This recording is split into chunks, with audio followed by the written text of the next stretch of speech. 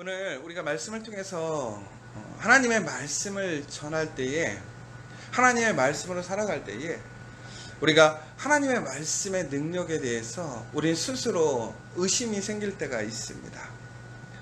오늘 예레미야는 하나님의 그 명령에 순종해서 그는 온전히 하나님의 말씀을 선포하고 전했습니다. 그런데 하나님의 말씀이라는 것이 선포되어진다고 해서 그 말씀이 바로 그 지경에 그 사람들에게 바로 변화를 일으키거나 능력을 행하지 않을 때가 있습니다.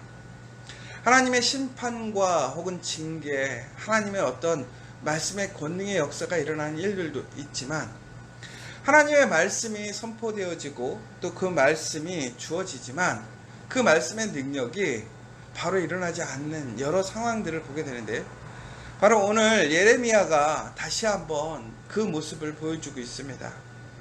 예레미야는 남유다의 이제 그러한 악한 모습에 하나님의 징계가 임했음을 선포했고, 또한 예루살렘이 실로와 같이 망하게 될 것이고 그 모든 것이 무너지고 자갈밖에 모래밖에 남지 않을 것이라고 예언을 하게 되었습니다. 그러자 그 이야기를 들었던 많은 사람들은 예레미야를 죽이려고 했지요. 그들이 믿고 있는 시온 사상, 예루살렘에 대한 믿음이 바로 예레미야의 그러한 예언의 선포로 인해서 위협을 받고 흔들림이 생긴 거예요. 도저히 이해할 수가 없고 납득할 수가 없고 수용할 수 없는 이야기였던 것이지요. 바로 이때 사람들은 이 예레미야를 끌고 가서 죽이려 하고 또한 협박하고 그러한 말씀들을 수정하기를 원했습니다. 그럼에도 불구하고 예레미야는 그 말씀을 수정하지 않고 온전하게 말씀을 전하는 그 모습을 우리는 어제 보게 되었지요. 자, 말씀을 우리가 전하고 말씀대로 살아가는데 말씀의 능력이 일어나지 않는다면, 말씀의 권위가 없다면, 말씀의 힘이 없다면 여러분들 말씀을 의지하고 사시겠습니까? 여러분, 우리 그리스도인들에게 가장 큰 힘과 능력이 되는 것이 무엇입니까? 바로 하나님의 말씀이시지요. 그 말씀이 태초에 있었고 그 말씀으로 모든 것이 이루어졌습니다. 그 말씀대로 모든 것이 시작되고 마치게 됩니다.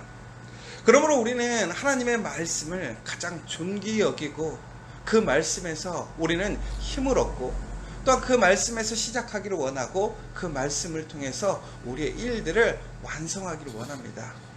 그런데 오늘 예레미야가 보여주는 그 말씀의 권위, 능력을 보자면 하나님의 진리의 말씀이지만 사람들이 수용하지 않으면 사람들에게 아무런 영향력을 끼치지 못하는 것처럼 보여지게 되는 것이지요. 그런데 놀라운 사실이 있습니다. 정말 아무도 들을 수 없을 것 같고 아무도 인정하지 않고 아무도 귀 기울이지 않습니다. 더 나아가서 그들은 말씀을 이해할 수가 없어요. 그들 안에 말씀이 남아있지 않기 때문에 말씀의 그 본질을 이해하지 못하고 하나님의 말씀이 무엇이 진리이고 무엇이 올바른 것인지를 그들은 깨닫지 못하는 것이죠. 그런데도 불구하고 예레미야는 그 말씀을 전함에 있어서 그 말씀으로 인해서 자기가 얻을 유익이나 힘에 관심이 있는 것이 아니라 온전하게 그 하나님의 말씀을 선포하고 전했더라는 거예요. 그런데 종국에는 그에게 무엇이 왔습니까? 영광이 온 것이 아니라 죽을 수밖에 없는 그런 위협과 도전이 오게 된 거예요. 그런데 바로 그때에 예레미야가 하나님 앞에서 선포했던 말씀이 능력 있게 변화를 일으키는 모습을 오늘 우리는 16절에서 보게 됩니다. 오늘 예레미야 26장 16절부터 24절의 말씀을 보면 두 부류의 사람이 나오게 됩니다. 예레미야가 말씀을 선포했음에도 불구하고 그 말씀에 대해서 전혀 귀 기울이지 않고 오히려 하나님의 말씀을 선포했던 그 사람들을 그 말씀을 덮으려 하고 그것을 인정하지 않으려 하는 사람들이 한 모습이 나오고, 처음에는 그들이 인정하지 않고 기뻐하지 않았지만 그 말씀을 통해서 그들이 변화되어지고 깨닫게 되어지는 사람들로, 두 종류의 사람들로 나오게 됩니다. 여러분, 말씀이라는 것이 이처럼 능력이 있습니다. 하나님의 말씀이 전혀 영향력을 끼치지 않을 것 같고 사람들이 이해하지 못할 것 같아요. 모든 사람들이 하나님 말씀에서 돌아서서 말씀대로 살면 결코 그 삶에 영광이 없을 것 같아요. 그런데 그럼에도 불구하고 하나님의 말씀을 온전히 믿고 순종하고 선포하는 사람에게는 하나님의 말씀의 역사를 경험하는 은혜가 주어지더라는 거예요. 여러분, 오늘 예레미야가 말씀을 선포하니까 이제 모든 백성, 그들이 이제 마음에 변화가 일어나는 거예요. 왜 그렇습니까? 다시 한번 그 이야기를 들어보니까 하나님의 이름으로 하나님의 말씀을 전했다는 것을 그들이 깨닫게 되는 거예요. 그러므로 예레미야를 죽일 이유가 없다라고 얘기를 하고 있습니다. 그래서 더 나아가서는 유다 왕 히스기야 때 미가 선지자에 대해서 얘기를 하고 있는 거예요. 미가 선지자가 히스기야와 유다의 그러한 불의함 속에서 하나님의 말씀을 선포했어요. 하나님, 이스라엘 백성들이 하나님의 그 말씀의 길에서 벗어나고 악으로 나아가게 되면 항상 하나님은 그들에게 권면하시고 돌아올 것을 촉구하셨다라는 거예요. 그래서 어제도 분명히 말씀했지만 하나님께서는 이미 우리에게 계속해서 지속적으로 하나님의 말씀을 전하고 전하는 사람들을 보내었다라는 거예요. 그런데 그때 히스기야와 그 유다 사람들은 미가의 말에 어떻게 했습니까? 그들 또한 신앙이 있고 믿음이 있었고 그들의 신념이 있었지만 자기의 신념, 자기의 신앙이 아니라 그 미가가 선포했던 온전한 그 하나님의 말씀을 깨닫고 하나님께 무릎 꿇는 역사가 일어나게 되었죠. 바로 그때 어떻게 되었느냐? 그 아수르가 그 유다 예루살렘을 공격했음에도 불구하고 그들은 그것을 감당하게 되었고 결국에는 승리하는, 그러나 그들의 힘이나 능력이 아니라 바로 하나님 앞에 철저히 낮아짐으로, 순종함으로, 다시 얘기하자면 하나님께서 그들에게 주신 그 기회를 수용하고 말씀을 들음으로 그들은 다시 한번 하나님의 은혜를 경험했던 그 사실을 오늘 다시 그들이 기억하고 또한 오늘 그것을 이야기하는 모습을 보게 됩니다. 여러분, 예전에 광야에서, 그러니까 신약 시대에 말씀을 전했던 세례 요한이라는 사람이 있었지요. 아무도 없는 곳이에요. 광야예요. 그런데 그가 하나님의 말씀을 선포합니다.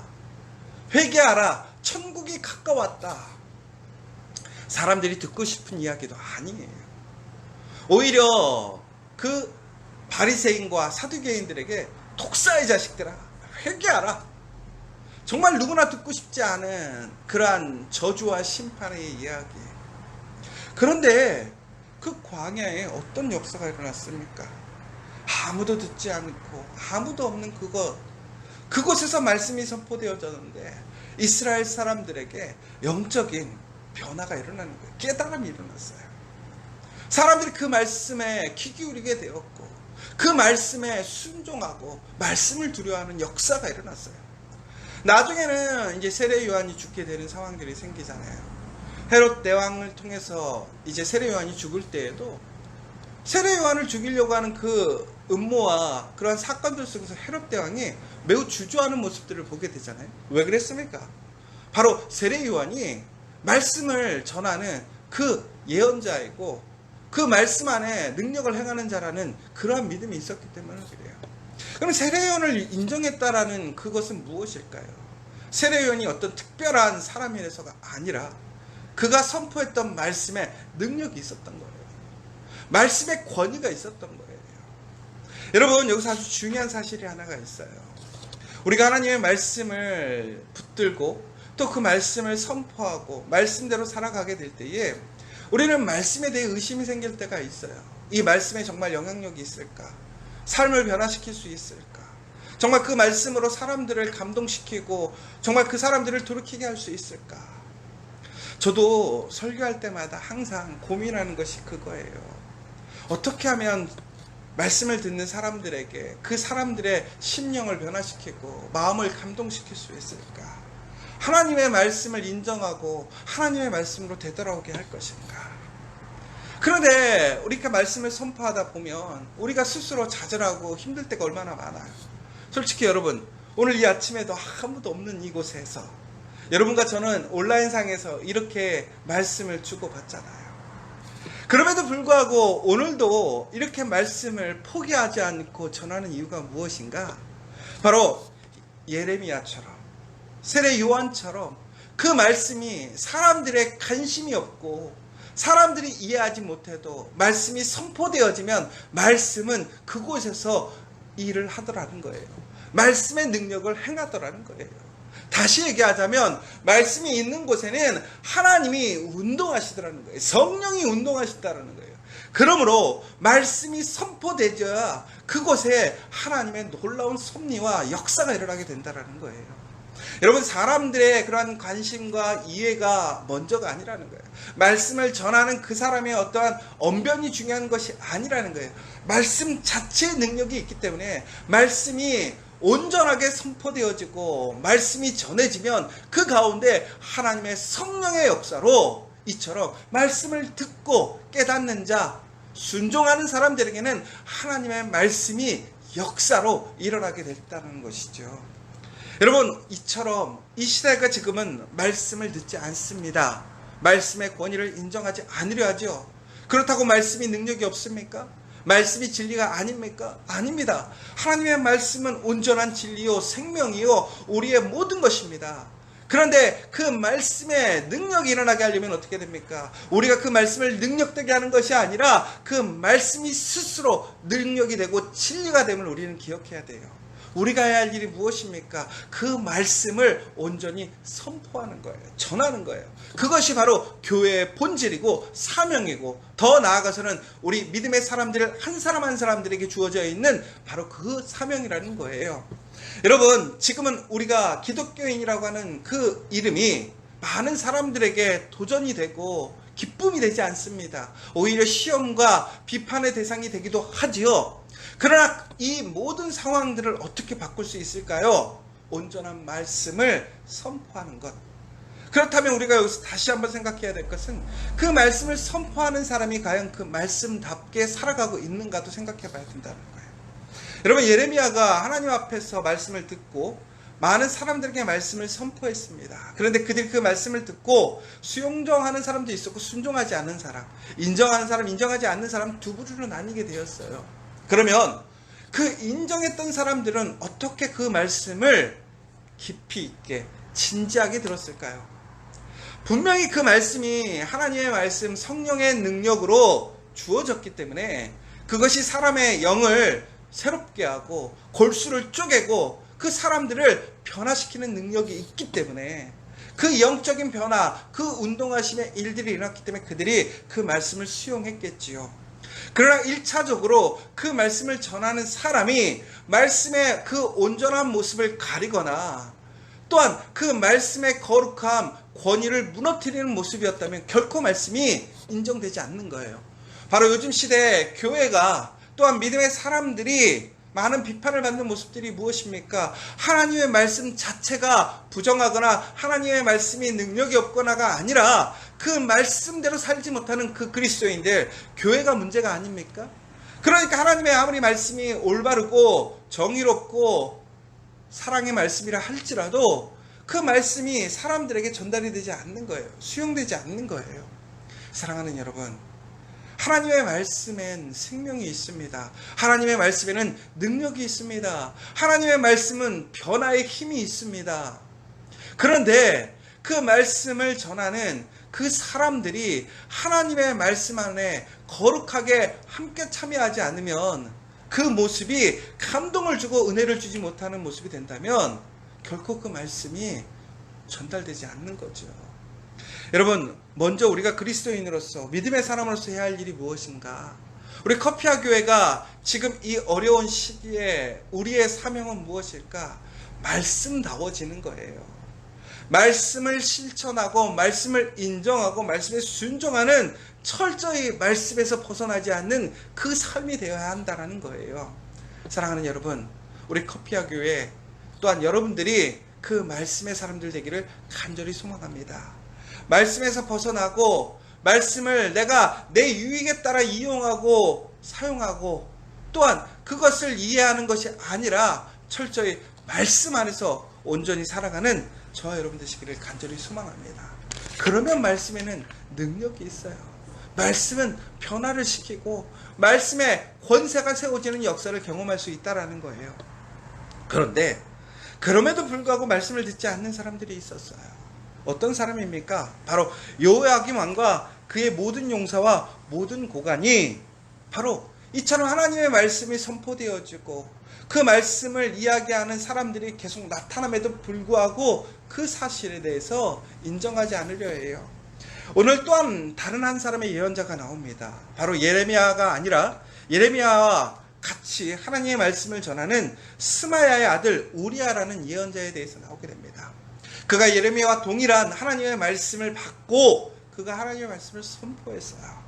그런데 하나님의 말씀을 듣는 사람들은 예레미야를 인정하고 또한 그를 죽이지 않았어요. 그런데 오늘 그 우리야가 말씀을 선포했는데 그 우리야의 말씀에 여호야김과 그의 모든 용사와 모든 고관들은 오히려 그 말씀을 대항하고 그 말씀을 인정하지 않고 오히려 말씀을 전했던 그 우리야를 죽이려고 하는 모습을 보게 됩니다. 그리고 더 나아가서는 이 우리야가 그 가운데서 도망을 가게 되죠. 그런데 그를 끝까지 쫓아가서 애굽에서 잡아와서 결국에는 죽이는 모습을 보게 돼요. 여러분, 그러면 우리가 여기서 다시 한번 보게 되는 거잖아요. 말씀이라는 것이 이처럼 말씀을 선포하고 말씀대로 살아갔고 말씀에 순종했는데 그에게 주어져 있는 것은 죽음밖에 없는데 우리는 말씀을 의지하고 살아갈 수 있겠습니까? 여러분, 다시 한번 우리가 기억해야 될 것은 우리가 말씀대로 살아감으로 인하여 우리가 그 말씀 안에서 항상 승리하고 세상적으로 봤을 때 우리가 안전하고 건강한 삶으로만 사는 것은 결코 아닙니다. 여러분, 우리가 말씀으로 산다고 하는 것은 이 세상에서 누리는 부귀영화를 얻고 내가 세상에 어떠한 주류가 되어지고 세상의 권세와 힘을 소유하는 그러한 수단이 되는 것이 말씀이 아니라는 거예요. 말씀이라는 것은 가난하거나 부하거나 내가 힘이 있거나 없거나 오직 하나님의 그 말씀에 순종하고 그것을 인정하고 살아가는 거예요.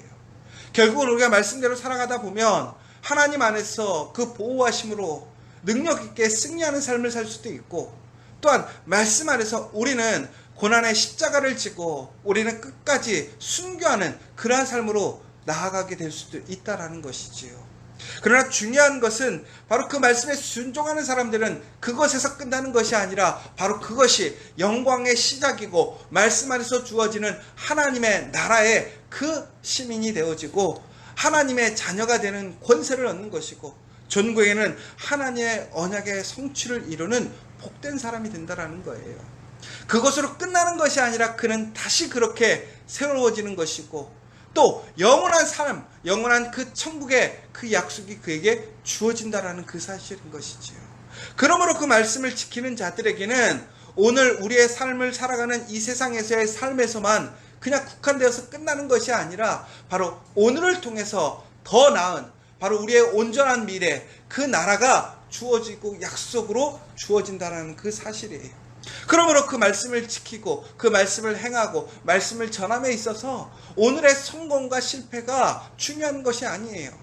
여러분, 오늘 말씀을 선포하고 말씀대로 살아간다고 해서 오늘 우리가 잘 된다고 해서 그것이 하나님 앞에 주어지는 영광, 그것으로 끝나는 것이 아니라는 것이지요. 이것은 매우 작은 거예요. 오히려 더 큰 영광, 더 큰 능력이 바로 그 말씀을 끝까지 지킴으로 그것을 완수한 사람들에게 주어진다는 그 사실을 기억하시기 바랍니다. 그러나 전국에는 이처럼 하나님의 말씀에 그 말씀에 놀라운 은혜를 입음에도 불구하고 순종하지 않는 사람들이 있어요. 여호야김, 그의 모든 용사, 모든 고관들, 전국에는 어떻게 되었습니까? 이 땅에서 그들이 그 말씀을 전하는 사람들을 학대하고 억압하고 죽였어요. 그러나 그들의 미래는 어떻게 되었습니까? 더 처절하게 멸망하고 말았어요. 그러면 둘 다 망했는데 이것이 무엇이 좋습니까? 그러나 여호야김과 그의 모든 용사와 고관들은 그 심판이 영원한 거예요. 그러나 하나님의 말씀으로 살아가고 그 말씀을 선포하고 말씀을 지켰던 사람들은 그것이 한순간의 고난과 어려움이지만 그것이 끝이 아니라 그들은 다시 시작한, 다시 새로움, 다시 생명으로 일어나는 역사가 있더라는 것이지요. 여러분, 우리는 이 사실을 믿는 거예요. 이 사실을 인정하는 거예요. 그러므로 우리는 말씀대로 살아가기를 소망하는 거예요. 더 중요한 것은 그 말씀이 죽었던 예수 그리스도가 부활하셨다라는 것을 우리에게 증거하셨다는 그 사실을 기억하십시오. 여러분, 말씀대로 사는 것을 두려워하지 마십시오. 말씀으로 살아감에 있어서 우리가 온전하게 말씀으로 살아가게 될 때에 우리 안에 그 하나님의 놀라운 운동의 역사가 일어남을 기억하시기 바랍니다. 사람들이 그 말씀을 듣든지 듣지 않든지 간에, 인정하든지 인정하지 않든 간에 우리가 해야 할 일이 무엇입니까? 그 말씀을 전하는 거예요. 말씀을 선포하는 거예요. 그 말씀이 전해지는 그곳에 하나님의 은혜가 이루어지는 거고 기회가 주어지는 거예요. 바로 그 일에 힘쓰는 사람들에게는 하나님의 놀라운 역사와 하나님의 그 역사의 그 일들을 책임지게 하는 그 사람들로 사용되어지는 거예요. 여러분, 우리 커피아 교회가 그 말씀의 역사에 하나님의 일꾼, 바로 여러분들이 그러한 사람들이 되기를 간절히 소망합니다. 그러기 위하여 여러분 철저히 말씀을 인정하고 말씀을 소망하고 말씀을 알기에 더욱더 힘쓰는 여러분들이 되셨으면 좋겠어요. 마지막으로 오늘 말씀을 순종했던 사람들과 말씀을 순종하지 않았던 사람들의 차이가 무엇이었을까? 바로 이 사람들이 바로 요시아를 통해서 말씀의 놀라운 은혜를 체험했어요. 말씀을 새롭게 발견하고 그 말씀의 올바름들을 경험했던 세대들이에요. 그러나 그럼에도 불구하고 그 말씀이 가슴에 남아있던 사람들은 다시 하나님의 그 말씀이 은혜로 그들에게 주어지고 선포되어졌을 때 그들은 그 말씀의 뿌리, 씨앗을 통해서 다시 기회를 얻는 모습을 보게 돼요. 그러나 그 말씀을 잃어버린 사람들, 그 말씀의 영광에는 참여했지만 그 말씀의 씨앗을 잃어버렸던 사람들은 그 말씀을 들어도 깨닫지 못하고 변화되지 못하는 모습을 보게 돼요. 여러분, 그러므로 우리 안에 말씀을 남겨야 돼요. 말씀이 남아있게 해야 돼요. 그러려면 어떻게 될까요? 열심으로 말씀을 들어야 돼요. 여러분, 말씀이 들리지 않고 보이지 않아도 말씀을 듣는 일들이 즐겁지 않고 기쁘지 않고 힘들어도 그 말씀을 오늘 우리의 가슴에, 우리의 심령에 지키고 새겨갈 수 있어야 돼요. 그것이 우리의 미래를 위한 가장 큰 준비인 것이고 복이라는 사실을 여러분 기억하셨으면 좋겠어요. 그러기 위하여 여러분 다시 말씀을 붙드십시오. 우리 자녀들에게 말씀을 심겨주십시오. 정말 이번 9월 달에는 철저히 여러분 기도하며 말씀을 묵상하고 읽는 여러분들이 되셨으면 좋겠어요. 말씀을 깨닫지 못한다 할지라도 말씀을 내 안에 집어넣는 일이 먼저인 것 같아요. 오늘부터 우리 가정에서 우리 자녀들과 함께 말씀을 읽으십시오. 하루에 한 장 혹은 2장, 3장이라도 매일매일 그 말씀을 함께 나누고 우리의 심령에 넣어야 된다는 거예요. 바로 그때 하나님의 운동의 역사, 말씀의 역사가 일어납니다. 말씀의 선포가 되어질 때 하나님께서 주시는 그 은혜, 그 기회가 우리에게 주어지는 거예요. 여러분, 삶의 변화를 원하십니까? 하나님의 은혜를 받기를 원하십니까? 하나님이 주시는 기회를 붙들기 원하십니까? 말씀을 내 안에 소유하는 여러분 되셔요. 말씀을 듣는 여러분들이 되셔요. 그리고 말씀을 전하는 사람들이 되십시오. 바로 그때 하나님이 일하시게 됩니다. 하나님이 일하시는 곳에는 하나님의 선한 그 섭리, 그 사랑, 하나님의 은혜가 충만하게 됨을 기억하십시오. 오늘 이 에레미야가 전했던 그 말씀의 현장에도 말씀이 선포되어지고 말씀을 듣는 사람들에게는 하나님의 그 놀라운 은혜가 주어지는 것을 보게 됩니다. 오늘 다시 한번 우리가 그 말씀을 붙들고 나아가는 우리 커피아 교회 될 수 있도록, 이 9월 될 수 있도록 더욱 힘쓰시고 소망하시는 저 여러분 되시기를 간절히 소망합니다.